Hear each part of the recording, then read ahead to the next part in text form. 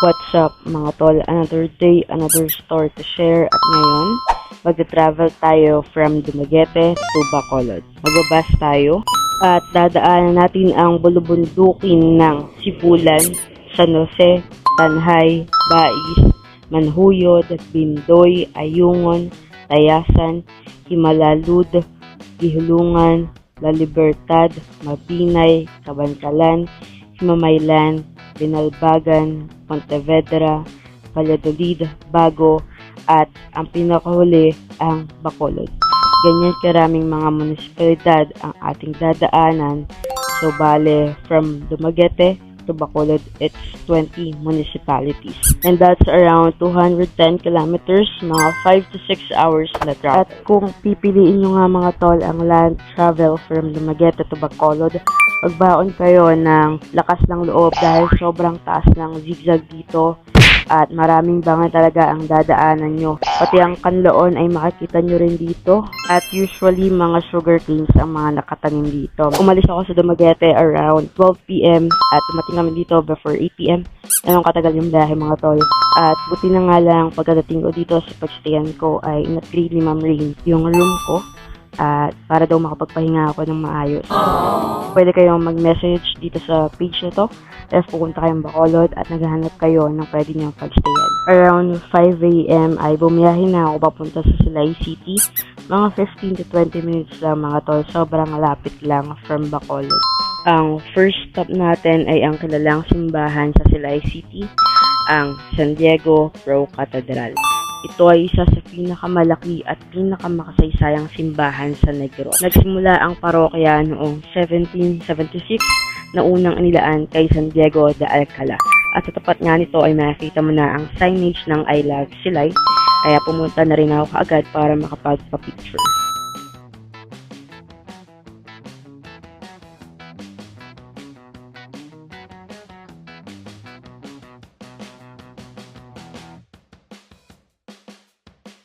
After nga natin dito sa makasaysayang simbahan ay umikot din tayo sa city para makita ang mga sikat na estruktura, kagaya na lang ng sikat na Jollibee na ito. Sabi nga nila na itong araw ang pinakamagandang Jollibee sa Pilipinas. Kalapit lang nito ay ang Bernardino Halandoni House Museum, dala rin ito bilang pink house dahil sa kulay nitong pink facade. Sarado pa nung nagpunta ako dahil maaga pa nga, pero itinayo ito noong 1908 ni na Don Bernardino at Doña Isabel Halandon, isang mayamang pamilya noong kasagsagan ng sugar industry sa Negros. At pagkatapos ay pumunta na tayo dito sa Silay Heritage District.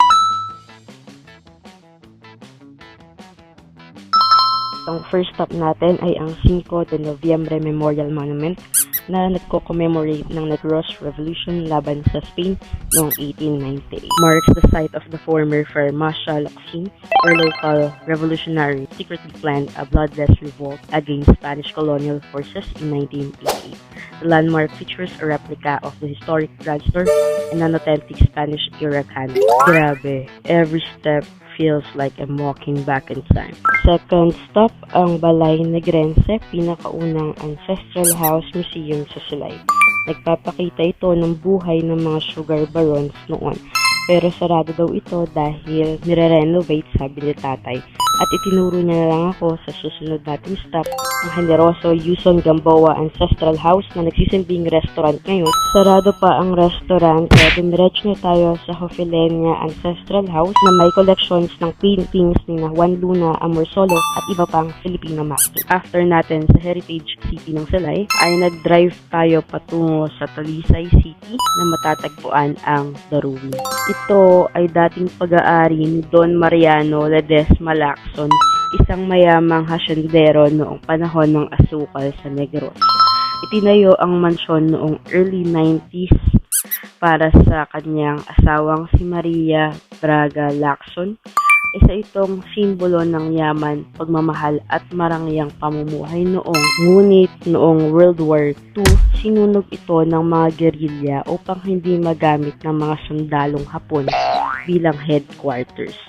At ang hindi inaasahan, sa kabila ng apoy at pagkawasak, tumayong muli ang mga haligi nito. Yung natirang estruktura ang naging The Ruins na kilala natin ngayon. Hindi ito basta wasak na bahay.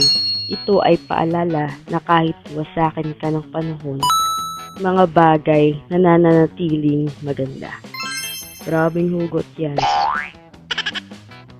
Naaalala ko mga tol, ang dahilan kung bakit ako nagpunta dito ay yung movie nila Enrique Hill at ni Liza Soberano na Everyday I Love.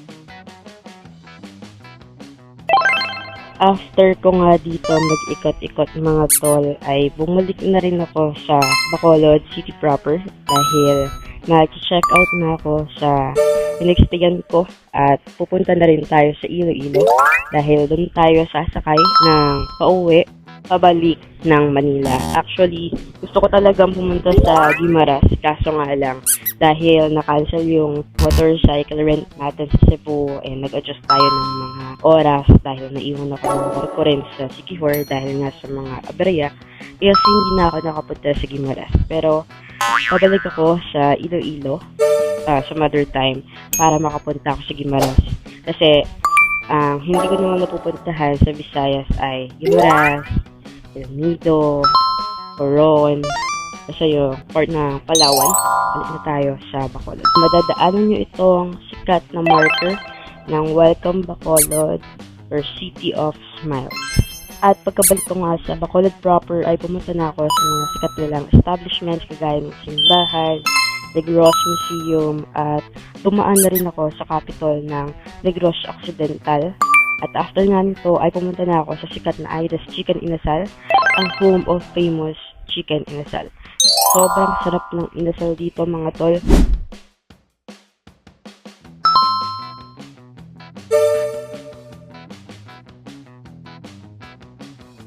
Para manunuot yung timpla, yung pagkakamarinate ng chicken.